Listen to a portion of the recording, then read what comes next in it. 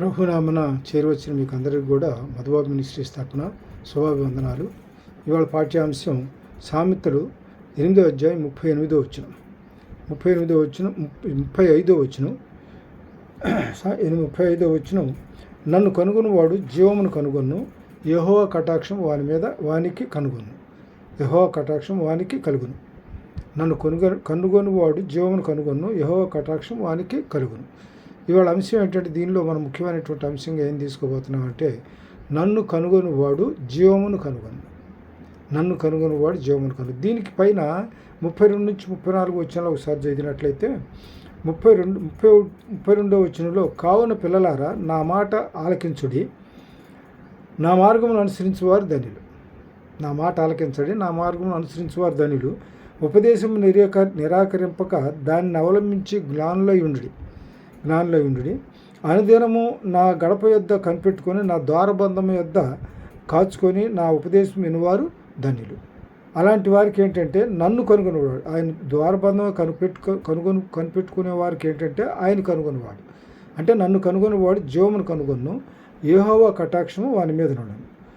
తర్వాత 36వ వచనం కూడా ఒకసారి చదువుదాం, దాని గురించి తర్వాత వివరణ తీసుకుందాం. నన్ను కనుగొనని వాడు తనకే హాని చేసుకొను, నా యందు అసహాయపడు అందరూ మరణమును చేయించుతారు. అంటే ఆయన్ని కనుగొన్న వాళ్ళకి ఏమన్నా జీవం కలుగుద్ది, జీవము కనుగొంటాడు. కనుగొనని వాడికి ఏమన్నా మరణాన్ని స్నేహిస్తారు. ఆయన్ని కనుగొనని వారు మరణాన్ని స్నేహిస్తారు. కాబట్టి ఇక్కడ మన సందర్భం ఏంటంటే, ఇక్కడ దీనిలో మనకి వాక్యంలో ఏం చెప్తున్నా అంటే, యెహోవా కటాక్షము వాని మీద ఉంది. కటాక్షం అంటే కృపా కనికరాలు. ఎవరైతే దేవుని పట్ల ఆసక్తి కలిగి దేవుని వెతుకుతారో వారి పట్ల దేవుని యొక్క కృపా కనికరాలు ఆయనకు వచ్చాయి. దీనిలో ఒక చిన్న ఉదాహరణ, కటాక్షం అనేటువంటి కటాక్షం అంటే కనికరము, కృప, కనికరము, ప్రేమ, సమాధానం, సంతోషం అంతా దాన్ని బట్టి మనం తీసుకోవచ్చు. తర్వాత ఇక్కడ లోకాసువార్త 1వ అధ్యాయం 50వ వచనంలో, లోకాసువార్త 1వ అధ్యాయం 50వ వచనంలో 25వ వచనం చూద్దాం. లోకాసువార్త 1వ అధ్యాయం 50వ అధ్యాయం 25వ వచనం. 1వ అధ్యాయం 50వ వచనం చూస్తే, 50వ వచనంలో ఆయనకు భయపడి వారి మీద ఆయన కనికరము తరతరములు ఉండను. ఆయనకు భయపడేవాళ్ళు, యెహోవాయందు భయభక్తులు కలిగే వాళ్ళ మీద ఎట్లంటే ఆయన కనికరం తరతరాలు ఉంటుంది. ఆయన యెహోవాయందు భయభక్తులు వారు నిత్యము నిలుస్తారంట. కాబట్టి ఆయనకు భయపడి వారి మీద ఆయన కనికరం తరతరం కటాక్షం అంటే కనికరం అన్న అదే.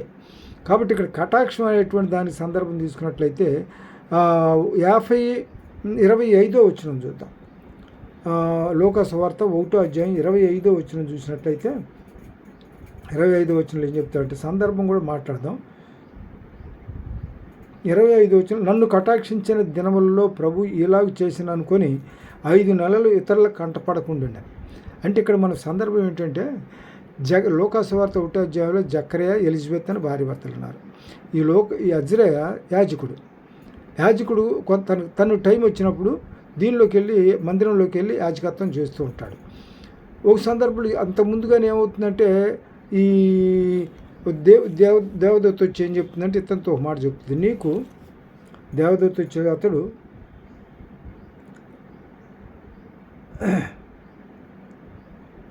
దేవదూత మరియు అతడి తల్లిదండ్రుల హృదయం పిల్లల తట్టునకును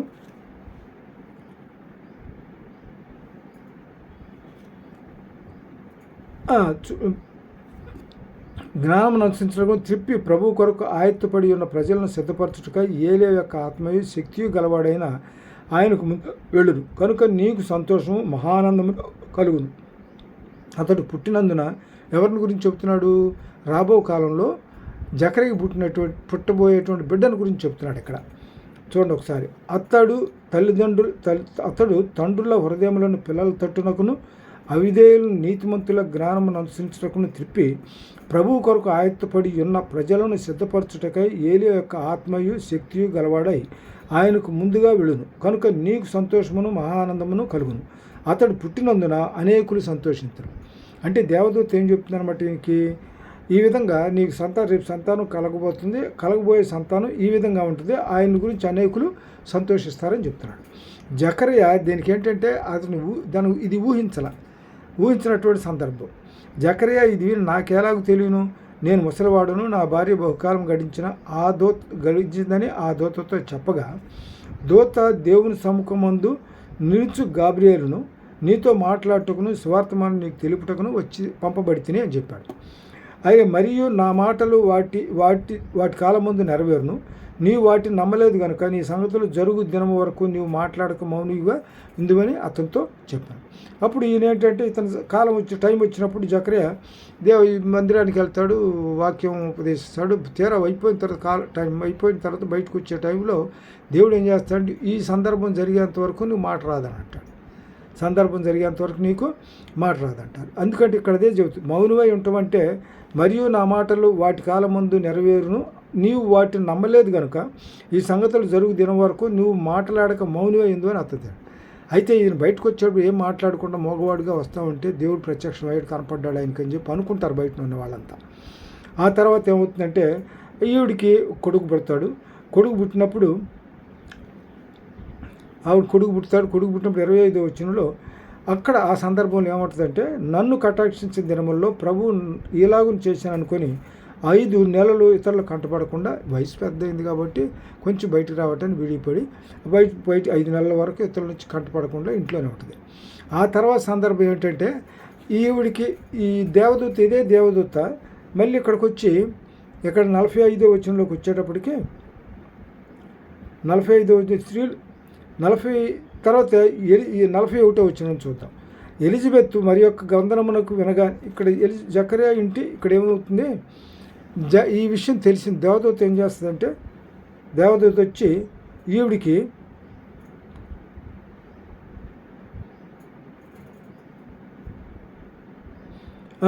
ఇక్కడ దేవదూత వచ్చి మరియతో కూడా ఈ మాట చెప్తుంది. మరియు నీ బంధువురాలు ఎలిజబెత్ కూడా తన వృద్ధాప్యమందు ఒక కుమారుని గర్భం ధరించున్నది. గొడ్రాలు అనబడినది ఆమె, ఇది ఆ గొడ్రాలు అనబడిన ఆమెకు ఇది 6వ మాసం. దేవుడు చెప్పిన ఏ మాట అయ్యనో నిరర్ధకం కానేరదని ఆమెతో చెప్పాను. అందుకు మరియా, ఇదిగో ప్రభు దాసురాలను, నీ మాట చొప్పున నాకు జరుగును గాక అన్నాను. అంతటా దేవదూత ఆమె నుండి వెళ్ళిపోయాను. ఆ తర్వాత ఈవిడ ఏం చేస్తుందంటే, ఈవిడ ఆ దినములలో మరియా లేచి ఏదో ప్రదేశంలో ఉన్నటువంటి కొండ సీమలలో ఉన్న ఒక ఊరికి త్వరగా వెళ్ళి జకర్యా ఇంటి ప్రవేశించి ఎలిజబెత్కు వందనము చెప్పాను. ఎలిజబెత్ మరి యొక్క వందనము వినగానే ఆమె గర్భంలోని శిశువు గంతులేశాను. తర్వాత ఆ సందర్భంలోనే ఇప్పుడు ఏమవుతుందంటే, ఈవిడు కూడా 45వ వచనంలో ఈవిడు కూడా ఏమంటుందంటే, 47వ వచనంలో ఈవిడు కూడా ఏమంటుందంటే, అప్పుడు మరియా ఇట్లాను, నా ప్రాణము ప్రభువును గణపరుచున్నది, ఆయన తన దాసురాలి దీనస్థితిని కటాక్షించను. ఆవిడ దాసురాలి అక్కడేమన్నా ఎలిజబెత్ నాకు దేవుడు కనికరించి నాకు ఈ సంతానాన్ని అవకాశం ఇచ్చాడు, సంతానానికి కలగటానికి అవకాశం ఇచ్చాడు. ఈవిడ కూడా ఏం చేస్తుంది అనమాట, అప్పుడు మరి ఇట్లా నా ప్రాణం ప్రభువుని కనపరుచున్నది, ఆయన దాసురాలిని దీనస్థితిని కటాక్షించాడు. ఈవిడ దాసురాలుగానే భావిస్తుంది, ఈవిడ ఎంచుకు చేసుకున్నాడు కదా, ఇద్దరిని కటాక్ష, వాళ్ళిద్దరి మీద దేవుని కృపా కనికరాలు ఉండబట్టి ఆవిడ అక్కడ గర్భం దాల్చింది, ఇక్కడ ఈవిడ కూడా గర్భం దాల్చింది. ఇక్కడ ఇంకో మాట ఏంటంటే, న్యాయాధిపతుల్లో 6:36 నుంచి 40 వరకు చూసినట్లయితే, ఇక్కడ న్యాయాధిపతులు 6వ అధ్యాయంలో ఎవరు కనపడతాడంటే మనకి గిద్యోను కనపడతాడు. గిద్యోను ఆ న్యాయాధిపతిగా దేవుడు ఎంపిక చేసుకొని మిద్యానీయుల్ని అమోనీయుల్ని వాళ్ళు చంపటం కోసం అని చెప్పని వాళ్ళని తొలగించుకోవటం కోసం. ఎందుకంటే ఇజ్రాయెల్ కానాను దేశంలో ప్రవేశించినప్పుడు వీళ్ళు ఏంటంటే ఇజ్రాయెల్స్కి వీళ్ళకి వ్యతిరేకంగా పనులు చేస్తుంటారు, వీళ్ళ మీద ఇబ్బంది పెడుతుంటారు. అమోనీయులు ఎట్లాగంటే వీళ్ళు ఇజ్రాయెల్స్ అంతా కూడా పంటలు పండించుకొని తీర ఇంటికి తెచ్చుకోబోయే సమయానికి వాళ్ళు ఇచ్చేటట్టు దోచుకుని వెళ్ళిపోవటం. అది వీళ్ళంతా ప్రార్థన దేవునికి మొరపెట్టుకుంటారు. అప్పుడు అక్కడ ఏం చేస్తాడంటే, మిద్యానీయుడు అనేటువంటి ఇతన్ని గిద్యోన్ని ఏర్పాటు చేసుకుంటాడు. అయితే గిద్యోన్ని ఏర్పాటు చేసుకున్న తర్వాత ఇక్కడ న్యాయాధిపతులు 6వ అధ్యాయంలో న్యాయాధిపతులు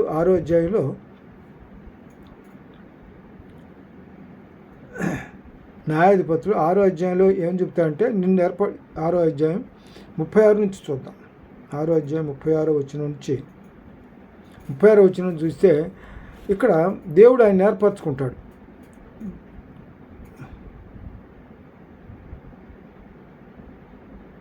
దేవుడు ఏర్పాటు చేసుకుంటాడు. అప్పుడు గిద్యోను ఏమంటాడంటే, నీవు సెలవిచ్చినట్లు నా చేత ఇజ్రాయేలును రక్షింపను ఉద్దేశించిన ఎడలా, అంటే ఇజ్రాయెల్ రక్షించడానికి న్యాయాధిపతిగా ఇతను ఎంపిక చేసుకుంటాడు. అందుకు ఈయన అడుగుతాడనమాట, నువ్వు గిద్యోను నువ్వు సెలవిచ్చినట్లుగా నా చేత ఇజ్రాయేల్ రక్షింపను ఉద్దేశించిన ఎడల నాకు ఒక చిన్న సూచక్రియ చూపించమంటాడు. నేను కళ్ళమున గొర్రెబొచ్చు ఉంచిన తర్వాత నేలయంతయు ఆరి ఉండగా ఆ గొర్రెబొచ్చు మీద మాత్రమే మంచు పడు నెడల నీవు సెలవిచ్చినట్టు ఇజ్రాయేలు నా మూలముగా రక్షించదవని నేను నిశ్చయించుకుందునని ఆ దేవునితో అంటాడు.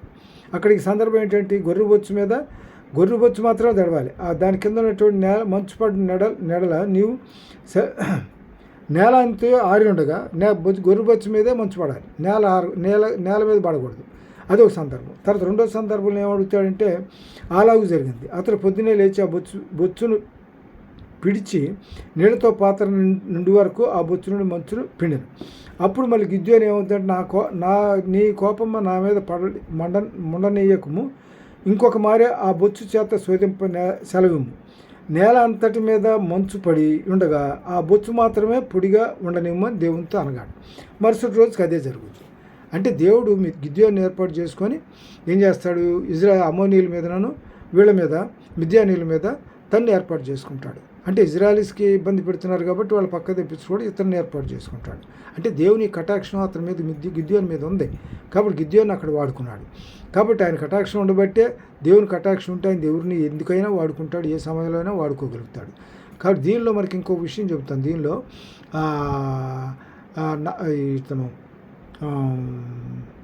అతని పేరేంటంటే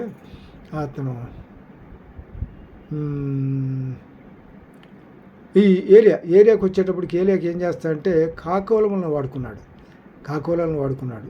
తర్వాత ఏమన్నా కాకోలను వాడుకున్నాడు. ఇంకో సందర్భంలో గాడిదని కూడా వాడుకుంటాడు. ఆయన ఎవరిని ఏ సందర్భంలో ఎందుకు వాడుకుంటాడు, ఎట్లా వాడుకుంటాడు కూడా ఆయనకే తెలుసు, మనకు తెలియదు. తర్వాత ఇంకో చిన్న సందర్భంలో ఎఫెసీయుల రాసిన పత్రిక 1:6 చూసినట్టే మనము తన ఎదుట పరిశుద్ధులమును నిర్దోషులమై ఉండవాలని జగత్తు పునాది వేయబడక మునిపే ప్రేమ చేత ఆయన క్రీస్తులో మనల్ని ఏర్పరచుకున్నాడు. ఆయన కటాక్షం మన మీద ఉన్నదాన్ని బట్టే మనం తన ఎదుట పరిశుద్ధులను నిర్దోషులమై ఉండవాలని జగత్తు పునాది వేయబడిక ముందే ఆయన నిర్ణయం చేసుకొని మనల్ని ఆయన క్రీస్తులో మనల్ని ఏర్పాటు చేసుకున్నాడు. దీనిలో యోహాను సువార్త 11:24-26 వరకు చూసినట్లయితే ఇక్కడ మనకి ఎవరు కనపడతారంటే మార్తా మరియా లాజరు కనపడతారు. యోహాను సువార్త 11:24-26 ఇక్కడ సందర్భం ఏంటంటే ఇక్కడ మార్తా మరియా లాజరు వీళ్ళు మార్తా మరియా అక్కచెల్లెలు, లాజరు వాళ్ళ తమ్ముడు. దేవుడు వాళ్ళని ఎక్కువగా ప్రేమించాడు. వాళ్ళు ఎక్కడ ఉంటారంటే బేతనియలో ఉంటారు. బేతనియలో ఉన్నప్పుడు ఈ లాజర్కి సృష్టి చేసి లాజర్ చచ్చిపోయే పరిస్థితి వస్తుంది. అయితే దేవుడు ఇక్కడ ఉన్నట్లయితే నా తమ్ముడు బ్రతుకుతాడని ఆశపడి కబురు పెడుతుంది. ఆయన ఏం చేస్తాడంటే 4 రోజులు లేటుగా వస్తాడు. 4 రోజులు లేటుగా వస్తాడు. లేటుగా రావడం కారణం ఏంటంటే ఆ సందర్భంలో అక్కడ యూదులు ఎట్లా అనుకుంటారంటే ఇవాళ చచ్చిపోతే 4 రోజుల తర్వాత బ్రతుకుతాడు అనేటువంటి అభిప్రాయాలు యూదుల్లో ఉన్నది. అందుకని నేనేం చేస్తాను, 4 రోజులు గడిచి మళ్ళీ వాళ్ళ అభిప్రాయాలు నెరవేర్చి ఏం చేసింది ఏముందిలే అని అనుకోవడానికి అవకాశం ఉంటుంది. అందుకని అక్కడ చేయకుండా 4 రోజుల తర్వాత వస్తాడు. అప్పుడు ఈవిడేమంటుందంటే దీనిలో ఈవిడేమంటుందంటే మార్త ఆయనతో యోహాను సువార్త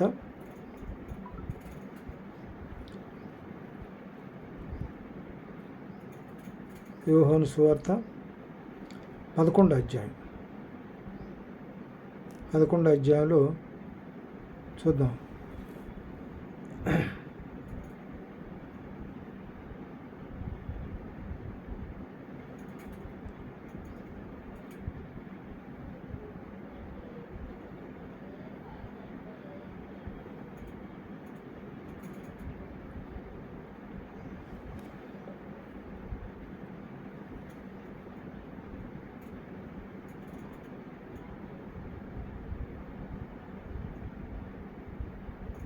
పద్దెనిమిదో వచనంలో ఏం చెప్తాడంటే బేతనియా యెరూషలేమునకు సమీపయుడను దానికి ఇంచుమించు కోసెడు దూరంలోను గనుక యూదులు అనేకులు వారి సహోదరులు గూర్చి మార్తను మరియను ఓదార్చుటకై వారి యొద్దకు వచ్చి ఉండేది. అయితే మార్త యేసు వచ్చుతున్నాడని విని ఆయన ఎదురు వెళ్ళను కానీ మరియ ఇంట్లోనే కూర్చుండాను. అయితే ఇక్కడ మార్త యేసు ప్రభుతో నీవు ఇక్కడ ఉండిన యెడల నా సహోదరుడు చావకుండాను, నువ్వు ఇక్కడ ఉన్నట్లయితే నా సహోదరుడు చావకుండా ఉండేవాడు కదా అని చెప్పి అన్నట్టు. అప్పుడు దేవుడు అప్పుడు దీనిలో యేసు నీ సహోదరుడు మరలా లేచునని ఆమెతో చెప్తాడు. నా సహోదరుడు చచ్చిపోయినా మరలా లేస్తాడని చెప్తాడు. అప్పుడు మార్త ఏమంటుందంటే, ఆయనతో అంత్యదినమున పునరుద్ధానమందు లేచునని ఎరుగుదునని. అంత్యదినముల్లో పునరుద్ధానంలో లేస్తాను. అందుకు యేసు ఒక మాట ఏమంటాడు, యేసు పునరుద్ధానమును జీవమును నేనే, నా యందు విశ్వాసించువాడు చనిపోయినను బ్రతికి నా యందు విశ్వాసించువాడు ఎన్నటికి చనిపోడు. ఈ మాట నమ్ముచున్నావా అని ఆమెను అడుగుతాడు.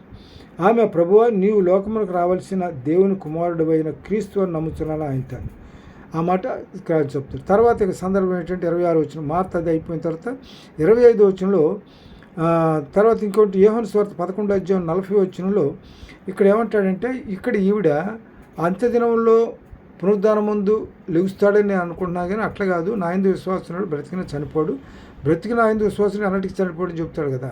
ఆ సందర్భంలో ఇక్కడ ఏమంటాడంటే 25వ వచనంలో ఏమంటాడంటే 11:40వ వచనంలో ఏమంటాడంటే, నువ్వు నమ్మిన ఎడల మార్తో అంటాడు ఆ మాట. అందుకు యేసు, నువ్వు నమ్మిన ఎడల దేవుని మొహమ్మను చూతువని నేను నీతో చెప్పలేదా అని ఆమెతాను. యేసు ఇక్కడ ఏమంటున్నారు ఎందుకు ఆ మాట అంటాడంటే, యేసు రాయి తీసివేయడం చెప్పగా చనిపోయే లాజరు సమాధిలో పెట్టేస్తారు.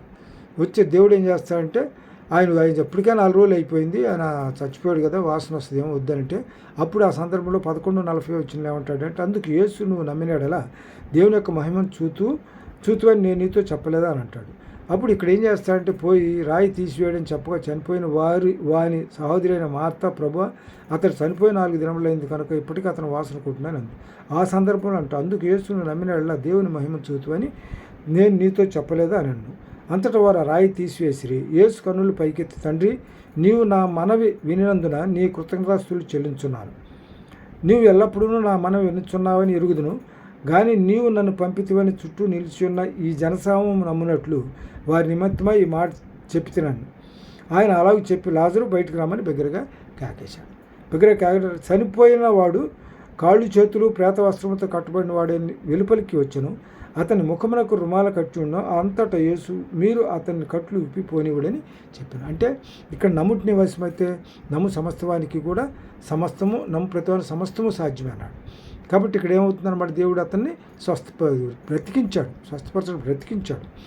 తర్వాత ఇంకో విషయం ఏంటంటే, యోహాను సువార్త 10:10 ఏంటంటే, ఏదైనా దొంగ ఎట్లా ఉంటాడంటే దొంగతనానికి వస్తాడు, దొంగతనానికి హత్య చేయడానికి, నాశనం చేయడానికి వచ్చును, కానీ మరి దేనికి రాడు. గొర్రెలకు జీవం కలుగుటను సమృద్ధిగా జీవం కలుగుటను నేను వచ్చితిని అని మీతో నిశ్చయంగా చెప్తున్నాను. దేవుడు ఏమంటాడంటే, దొంగతనానికి వస్తాడు, హత్య చేయడానికి, నాశనం చేయడానికి వస్తాడు, కానీ మరి దేనికి రాడు. అయితే నేను దేనికోసం వచ్చాను, గొర్రెలకు జీవం ఇచ్చడానికి, సమృద్ధి అని జీవాన్ని ఇవ్వడానికి వచ్చానని చెప్తాడు ఇక్కడ. తర్వాత నేను గొర్రెలకు మంచి కాపరిని తన గొర్రెలకు తన ప్రాణం పెట్టను. గొర్రెలకు మంచి కాపరి ఏం చేస్తాను, తన గొర్రెలు ఆయన స్వరం అంటే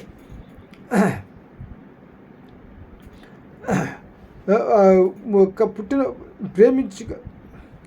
తర్వాత యోహాను సువార్త 3:16 ఏం చెప్తాడంటే, ఎవరు నశించిపోవటం దేవుడికి ఇష్టం లేదు. అందువల్ల ఇక్కడ సందర్భంలో ఏమంటాడు, యోహాను సువార్త 3:16 దేవుడు లోకమును ఎంతో ప్రేమించెను, కాగా ఆయన అద్వితీయ కుమారుడిగా పుట్టిన వాని యందు విశ్వాసం ఉంచి ప్రతివాడును నశింపక నిత్యజీవం పొందినట్లుగా ఆయన్ని అనుగ్రహించాడు. కాబట్టి దేవుడిని మనకు ఎందుకని ఇచ్చారు, ఈ లోకంలో పాపం చేసిన ప్రతి ఒక్కరు కూడా దీనిలో రోమీయులకు రాసిన పత్రిక 3వ అధ్యాయం 23వ వచనం, ఏ భేదం లేదు, అందరూ పాపం చేసి దేవుడు అనుగ్రహించినట్టు మహిమను పొందలేకపోతున్నారని చెప్తాడు. కీర్తనలు 27:4 ఏం చెప్తుంటే, దావీదుకు ఒక కోరిక ఉండేది. దావీదు కోరిక ఏంటంటే, ఆయన మొట్టమొదటి నుంచి దేవునికి అనుగు శిష్యుడు, దేవుని ప్రేమించేటువంటి బిడ్డ. ఆయన ఈ దేవుడు దావీదుని ఏమంటాడంటే, నా హృదయానుసారుడు అంటాడు. ఎందుకంటే దీనిలో కీర్తనలు 89వ అధ్యాయం 26వ వచనంలో చూసినట్లయితే, కీర్తనలు 89వ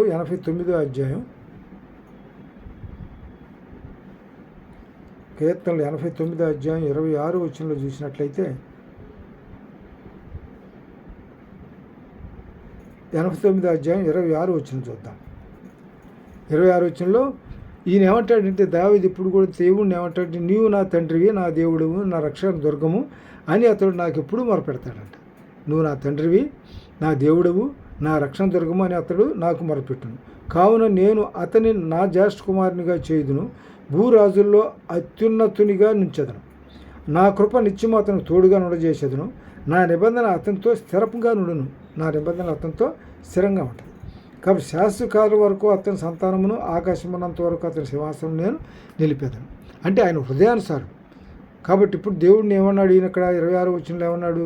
నీవు నా తండ్రివి, నా దేవుడు, నా రక్షణ దుర్గము అని అతడు నాకు మొరపెడతాడని ఆయనే దేవుడు చెప్పాడు. కాబట్టి అందుకని ఆయన మీద ఎక్కువగా ఆయన కృప, కటాక్షం, కనికరం ఎక్కువగా ఉన్నాయి. తర్వాత ఇంకో సందర్భం దీనిలోకి వచ్చేటప్పటికి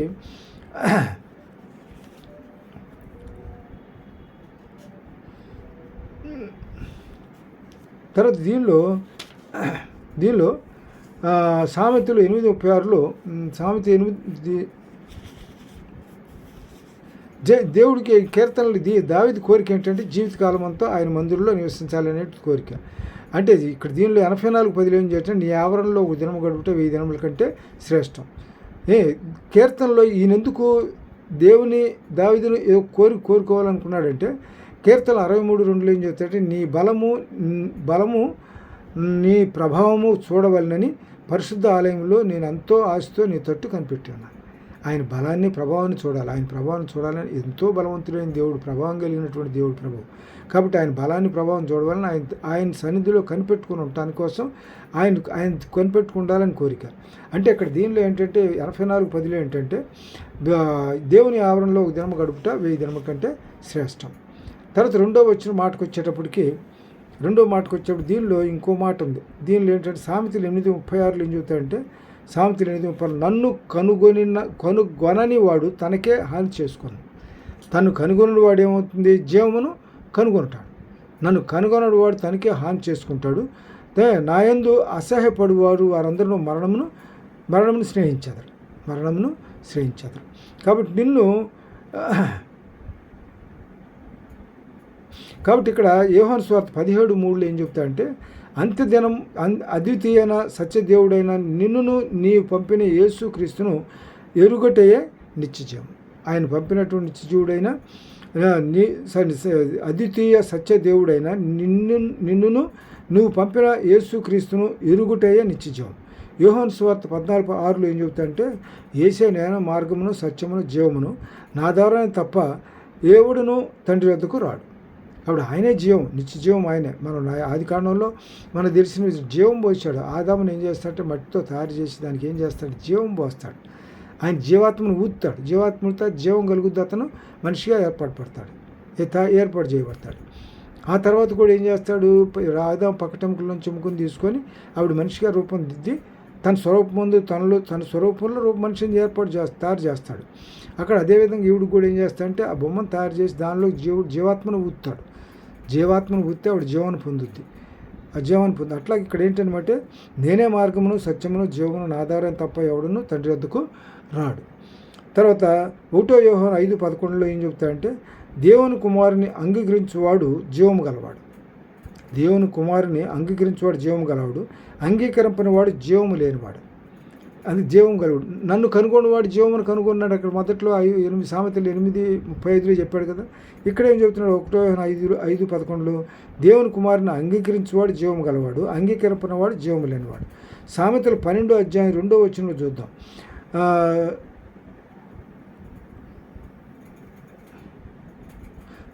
సత్పురుషునికి యెహోవా కటాక్షం చూపును, దురాశ గలవాడు నేరస్తుడని తీర్పు తీర్చబడి. సత్పురుషుడికి దేవుని యొక్క కటాక్షం ఉంటుంది.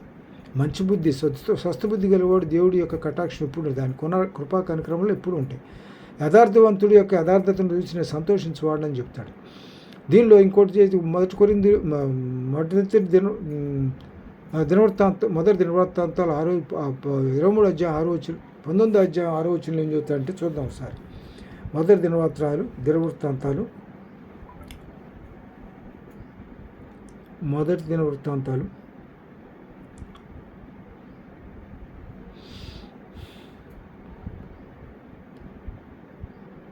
19 అధ్యాయం 23 వచనం, 19 అధ్యాయం 6 వచనం.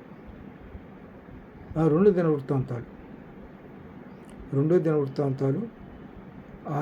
19 అధ్యాయం 6 వచనంలో 19 అధ్యాయం 6 వచనంలో ఏం చెబుతాడంటే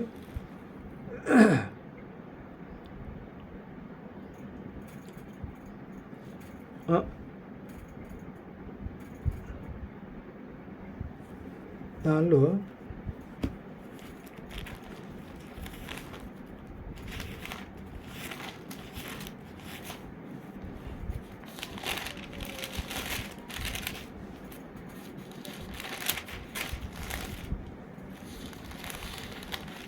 ఉమ్, 16వ అధ్యాయం 9వ వచనంలో ఏమని చెప్తా అంటే, తన ఎడల యథార్థ హృదయం గలవారిని బలపరచుటకై యెహోవా కనుదృష్టి లోకమంతా సంచారం చేయుచున్నది. కాబట్టి ఏంటంటే దేవుడు యథార్థవంతులను ఎప్పుడు కూడా బలపరుస్తాడు. యథార్థవంతులను ఎప్పుడు కూడా దేవుడు బలపరుస్తాడు. దీనిలో ఇంకో మాట ఏంటంటే,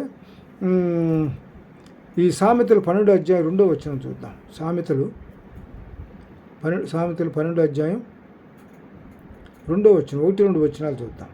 12వ అధ్యాయం ముందు 2వ వచనం చదివి తర్వాత, సత్పురుషునికి యెహోవా కటాక్షం చూపును, దురాలోచనలు గలవాడు నేరస్తుడా ఆయన తీర్పు తీర్చును. సత్పురుషునికి యెహోవా కటాక్షం ఉంటుంది, దురాలోచనలు గలవాడు నేరస్తుడని ఆయన తీర్పుతున్నాడు. 1వ వచనంలో ఏం చెప్తాయంటే, శిక్షను ప్రేమించువాడు జ్ఞానమును ప్రేమించువాడు, గద్దింపును అసహించుకునేవాడు పశుప్రాయుడు. గద్దింపును అసహించుకునేవాడు పశుప్రాయుడు. 1వ శామ్యూయలు 2:36 వచనంలో ఏం చెప్తాయంటే,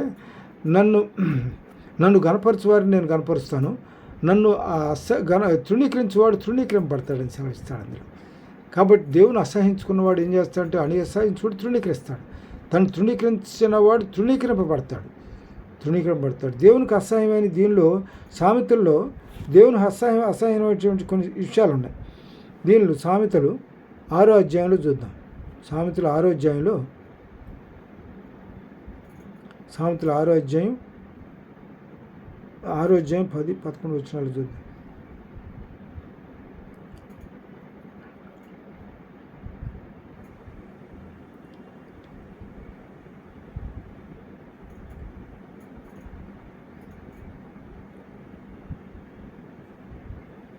ఇక్కడ దీనిలో దేవునికి అసహ్యమైన విషయాలు కొన్ని ఉన్నాయి.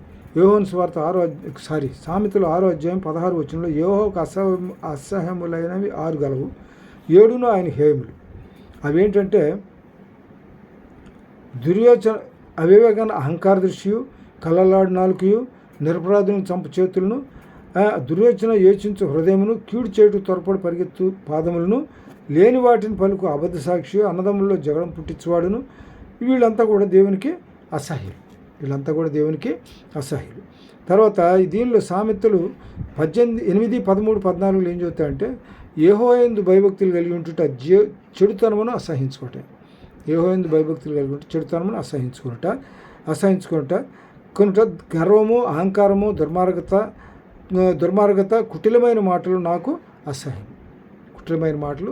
దీన్ని రోమిలు రాసిన 12:9 ఏం చెబుతాయంటే, రోమిలు రాసిన పత్రిక 12వ అధ్యాయం 9వ వచనంలో, 12వ అధ్యాయం 9వ వచనంలో ఏం చెబుతాయంటే, 12వ అధ్యాయం 9వ వచనంలో, మీ ప్రేమ నిష్కపటమైనది ఉండవలను, చెడ్డదాన్ని అసహించుకొని మంచిదాన్ని హత్తుకొని ఉండాలి. ఎందుకంటే ఇక్కడ సామెతలు 8, 13, 14 యెహోవాయందు భయభక్తులు కలిగి ఉంటే చెడుతనాన్ని అసహించుకుంటాడు. చెడుతనం అంటే ప్రతిదీ చెడుతనమే. చెడుతనం అంటే నిన్ను వల్ల నువ్వు పొరుగు ప్రేమించేవాడు ఇప్పుడు కూడా చెడు ఆలోచనలు మనసులోకి రావు, దురాలోచనలు మనసులోకి రావు. అన్నిటినీ తాళుద్ది. ప్రేమ అనేటువంటిది అన్నిటినీ తాళుద్ది. అందువల్ల ఇక్కడ ఏంటంటే,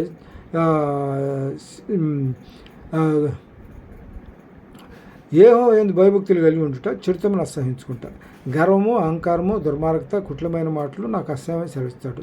రోమ 12:9 ఏం చెప్తున్నాడు, మీ ప్రేమ ఎట్లుండి అసహించుకోకుండా ఉండాలంటే నిష్కల్పమైనటువంటి ప్రేమను కలిగి ఉండాలి. ప్రేమ అన్నిటినీ తాళుద్ది. మొదటి కొరింథీయులకు రాసిన పత్రిక 13వ అధ్యాయం చెప్తాడు. ప్రేమను గురించి దాన్ని మనకు వివరంగా చెప్తాడు. దానిలో ఇక్కడ ఈ ప్రేమ అనేటువంటిది నిష్కల్పటమైనదిగా ఉండవలను. నిష్కపటమైనదిగా ఉండవలను. చెడ్డదాన్ని అసహించుకొని మంచిదాన్ని హత్తుకొని ఉండవాలి. సహోదర ప్రేమ విషయంలో ఒకరియందు ఒకడు అనురాగం గలవారై, ఘనత విషయంలో ఒకరినొకడు గొప్పగా ఎంచుకోండి. ఆసక్తి విషయంలో మాందులు కాక, ఆత్మయందు తీవ్రత గలవారే ప్రభువుని సేవించాలి. అది ఇక్కడ సహోదరి ప్రేమ విషయంలో ఒకరియందు ఒకడు అనురాగం గలవారే, ఘనత విషయంలో ఒకరినొకడు గొప్పగా ఎంచుకోవాలి. తర్వాత ఇంకో విషయం అంటే, యెహెజ్కేలు 33:11 ఏం చెప్తాడంటే, దుర్మార్గుడు మరణించడం వలన నాకు సంతోషం కలగదంటాడు. యెహెజ్కేలు దేవుడు ఎంత గొప్ప ప్రేమ కలిగిన వాడంటే, యెహెజ్కేలు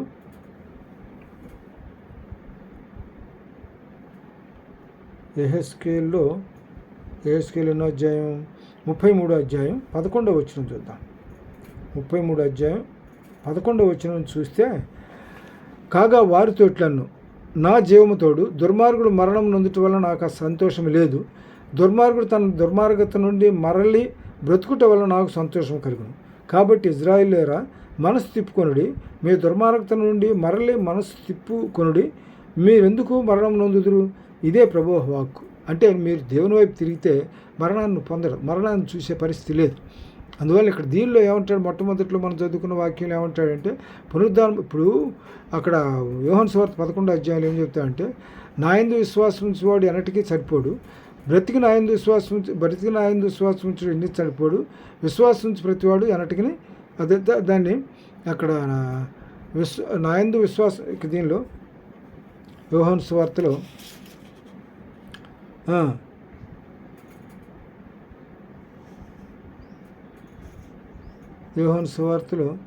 ఇక్కడ దీనిలో యోహాను 25వ వచనంలో, పునరుద్ధానమును జీవమును నేనే, నా యందు విశ్వాసం ఉంచువాడు చనిపోయినను బ్రతుకును, బ్రతికి నా యందు విశ్వాసం ఉంచువాడు అన్నటికీ చనిపోడు. అది తర్వాత ఇంకో మాట, చిన్న మాట చెప్పుకొని ముగిస్తుంది. అపోస్తల కార్యం 13వ అధ్యాయం 42వ వచనంలో 46వ వచనంలో ఏం చేస్తుందంటే, దేవుని వాక్యం త్రోసివేసి నిత్య జీవమునకు అపాత్రులుగా ఎంచుకొను. కొంతమంది ఎట్లా ఉంటారని అపోస్తల కార్యంలో 13వ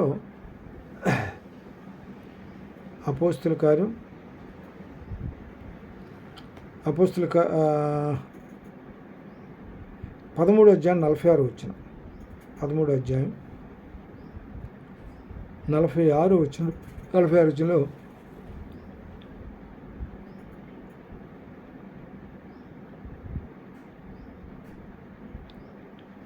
ఇక్కడ అప్పుడు పౌలును బర్నబాయు ధైర్యంగా ఇట్లనిది, దేవుని వాక్యం మొదట మీకు చెప్పుట ఆవశ్యకమే, ఆయనను మీరు దాన్ని త్రోసివేసి మిమ్మల్ని మీరే నిత్య జీవమునకు అపాత్రులుగా ఎంచుకుంటున్నారు. దేవుని వాక్యాన్ని త్రోసివేసి మిమ్మల్ని మీరే నిత్య జీవన అపాత్రులుగా ఎంచుకున్నారు. కనుక ఇదిగో మేము అన్యజనుల వద్దకు విడిచాము. అంటే ఇక్కడ ఏంటంటే దేవుని వాక్యం త్రోసివేయకూడదు. దేవుని వాక్యం ఉన్నటి వలన విశ్వాసం కలిగి ఉన్నట్టు క్రీస్తుని గురించి మాట వలన కలుగుతుంది. కనుక దీనిలో రోమిల్ రాసిన పత్రిక అయితే 10వ అధ్యాయం 17వ వచనంలో చెప్తాడు అన్నమాట. యోహాను సువార్త 5:24, నా మాట విని నన్ను పంపిన వాని యందు విశ్వాసం ఉంచువాడు నిత్య జీవము గలవాడు. నన్ను పంపిన వాని యందు విశ్వాసం వాడు తీర్పులోనికి రాక మరణం నుండి జీవంలోనికి దాటివేయబడు. కాబట్టి దేవుని జీవము కనుగొన్న వాడుకు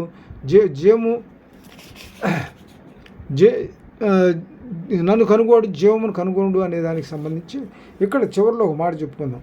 నా మాట విని నన్ను పంపిన యందు విశ్వాసం ఉంచు వాడు నిత్య జీవం గలవాడు, వాడు తీర్పులోని రాక మరణంలో నుంచి జీవంలోనికి దాటి ఉన్నాడు మనవుద్దాం. ఈ కొద్ది వాక్యం దేవుడు తన వెనుకలు దీవించిన గాక. అందరికీ వందనాలు. చిన్న ప్రార్థన చేసుకుందాం. మమ్మల్ని మిక్కిలిగా ప్రేమించిన ప్రియ పరలోకందరు మా తండ్రి, జీవము గల నాయన, మహిమగల తండ్రి, అన్ని విషయములకు ఆధారభూతులు ఆయన మా గొప్ప తండ్రి, మరో పర్యాయం పాదములు చడుచున్నాను ఆయన. ఇక్కడ నన్ను కనుగొన్నవాడు జీవం కనుగొన్నాడు అని చెప్పి సెలవిచ్చారు.